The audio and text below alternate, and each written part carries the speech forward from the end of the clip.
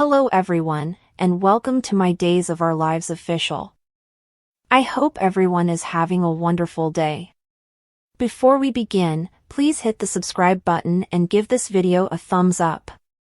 Melinda, gagged, was trying to undo the ropes that were tying her to the headboard in Connie's bedroom.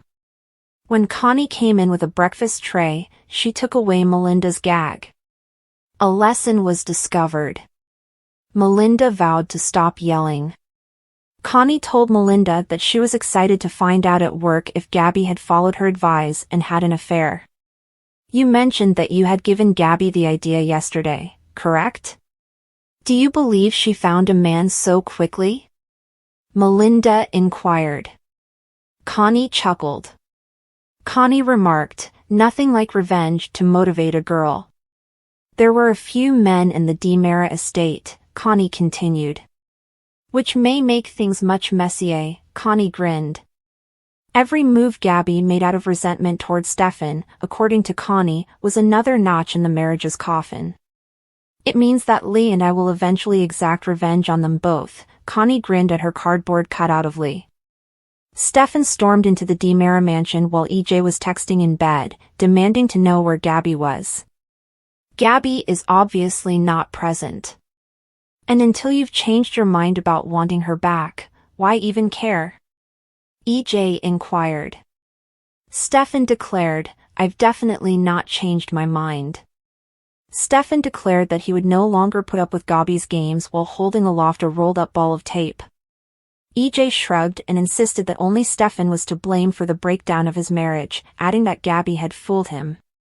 Stefan snarled, get the hell away from my wife.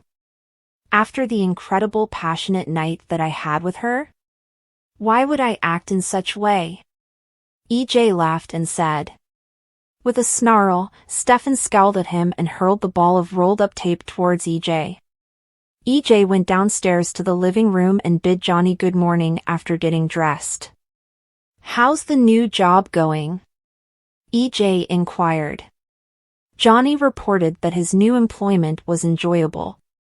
EJ shot back, every new director has to start somewhere. Johnny referred to EJ's remark as patronizing. EJ explained it wasn't his intention and that he was just expressing his dislike for the genre and its fantastical plots. Stefan entered. Johnny, let me ask you a question. What if one brother had an affair with the wife of another brother? Is that a plot point in your television program? Stated Stefan. EJ and Stefan met gaze. Is there anything I'm missing here? Stated Johnny. After telling Johnny to speak with his father, Stefan left. Johnny heard about EJ's night out with Gabby. Were you attempting to ignite a third world war? Johnny growled. Stefan, according to EJ, was not an innocent victim. Stefan had an affair with his spouse. Thus, she made the decision to reply appropriately, EJ clarified. Johnny, perplexed, inquired as to when Stefan had cheated. EJ informed Johnny of Stefan's liaison with Ava during Gabby's incarceration. It surprised Johnny. EJ brought up the fact that Ava had once been after Johnny. What do you know? As you say, I'm not shocked that Uncle Stefan gave in to Ava's charms. For a long while, the man was by himself. Furthermore, I'm positive that he had no desire to exact retribution on anyone. However, you? Having sex with your brother's spouse? Oh no, Dad. How did you think?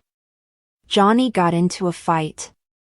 Johnny questioned why the two individuals had shared a bed while having every motive to despise each other. I continue to detest the woman, EJ acknowledged.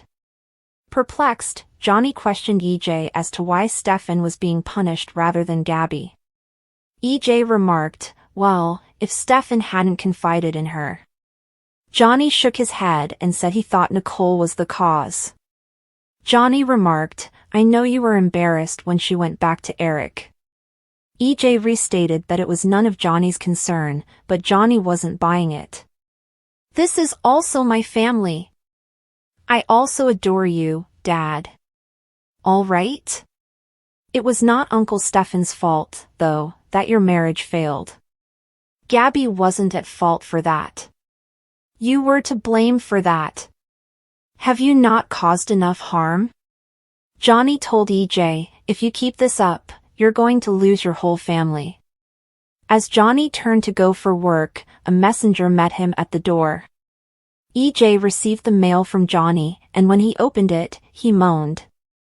EJ attested to Nicole's successful divorce. Stephanie phoned Gabby on the phone as she was leaving the bar. According to Stephanie, Connie and Everett were friends, and she had intended to invite Connie to attend the memorial ceremony that day. Gabby asked Stephanie whether she was certain that Connie was acquainted with Everett before giving her Connie's cell phone number.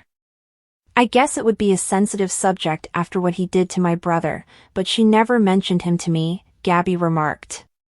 Stephanie expressed regret. It's actually a relief that he is being laid to rest, though I'm sure it won't be an eternal peace, Gabby said, unfazed. More likely, he will burn in hell. Gabby cut the call short. Ava walked over to Gabby, who was swearing beneath her breath. What in hell are you hoping for? Gabby inquired. Even though Ava allowed Gabby to despise her, she kindly asked that Gabby not hate Stefan. I know you love him too, and he loves you so much. Ava remarked, maybe you could consider giving him another chance since he didn't intend to hurt you. Gabby grinned. Gabby walked off after telling Ava that Stefan was no longer interested in keeping the marriage intact. Stephanie contacted Connie on her cell phone as she was chopping up Melinda's dinner to serve her.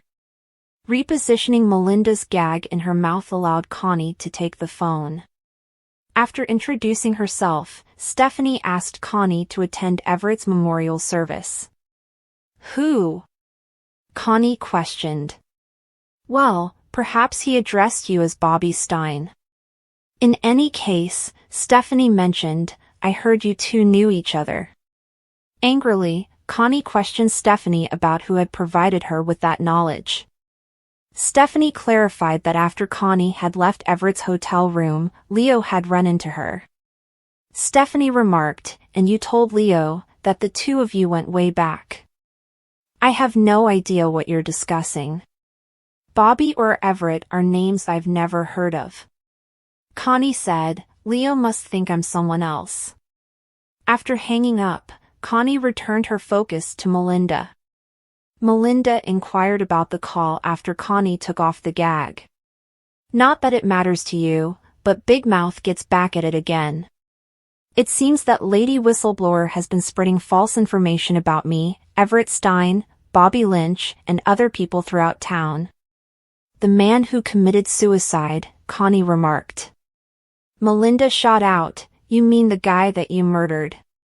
As Connie was about to scold Melinda, it occurred to her that she had already acknowledged Everett's murder.